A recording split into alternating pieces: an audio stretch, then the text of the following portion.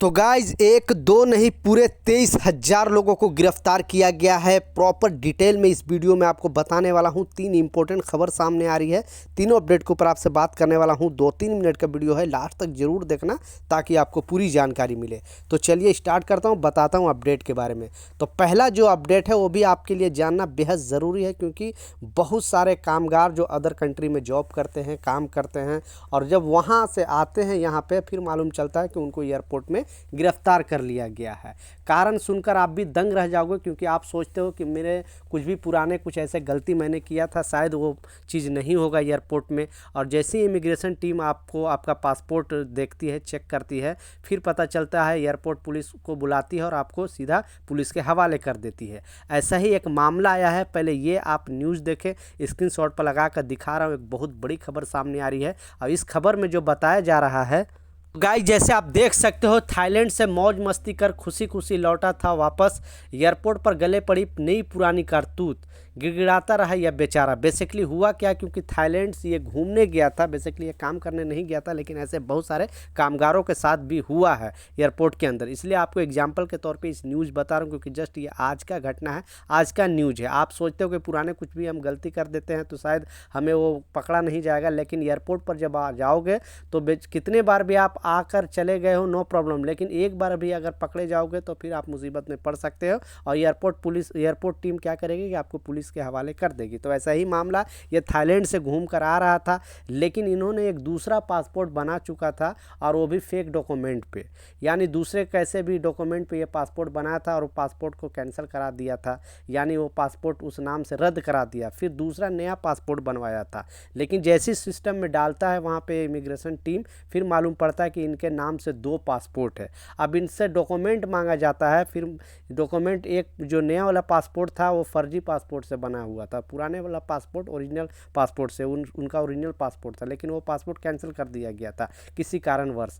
फिर बाद में इमिग्रेशन टीम को डाउट होता है, फिर इनका पूछताछ होता है, तो इस तरह का सामने बात आती है। फिर एयरपोर्ट टीम जो है वो पुलिस को बुलाती है और इनको गिरफ्तार कर लेती है, क्योंकि गलत डॉक्यूमेंट लेकर ट्रैवल करने की वजह से। तो इस तरह के बहुत सारे मामले आते रहते हैं। आप कोई भी अगर पहले कुछ ऐसा डॉक्यूमेंट बनाते हो, भी पासपोर्ट से रिलेटेड कोई भी ऐसा चीज़ है जो आप गलत डॉक्यूमेंट से बिल्कुल नहीं बनाना। आपके पास कोई भी ओरिजिनल अगर डॉक्यूमेंट है उसी से आप पासपोर्ट बनवाना, नहीं तो आप सोचोगे कि 2 साल 4 साल 5 साल हो गया या कुछ ऐसा नहीं होगा। तो इमिग्रेशन टीम के पास हर एक चीज़ का हर एक डिटेल होता है। आप अभी टेक्नोलॉजी इतना बढ़ गई है कि आप ऐसे करके नहीं निकल सकते हो। तो यह शख्स को गिरफ्तार करके जेल भेजा गया है।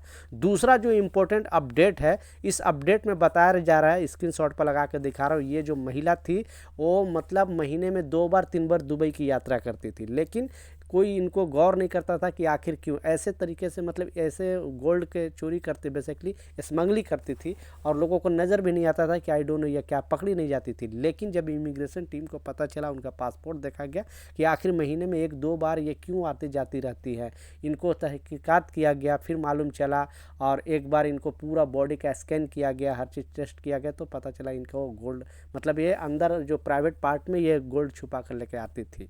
और इनसे जब पूछताछ किया गया तो मालूम चलता कि इसके कारण दुबई आना जाना करते थे, मतलब ज़्यादा टाइम आने जाने की वजह से इमिग्रेशन टीम को डाउट हुआ। फिर इनका चेकिंग किया गया तो मालूम चला ये गोल्ड का स्मगलिंग करती हैं। फिर इनको पकड़कर जेल में डाला गया है और इनसे पूछताछ किया गया। अब जितने दिन ये लोग ट्रैवल किए सारे डिटेल इनसे पूछताछ किया जाएगा, और फिर इन पर FIR दर्ज के जो भी इन पर मुकदमा चलेगा। तो टैक्स की चोरी के लिए लोग क्या क्या नहीं करते हैं। लास्ट जो सबसे इम्पोर्टेंट अपडेट है, आपने बिल्कुल सच पढ़ा, 1-2 नहीं पूरे 23,000 लोगों को गिरफ्तार किया गया। जैसा मालूम है कि खाड़ी देश में सबसे ज़्यादा जो काम करते हैं वो दुबई के अंदर इंडियन काम करते हैं, उसके बाद सेकंड नंबर पे है वो सऊदी अरबिया के अंदर काम करते हैं।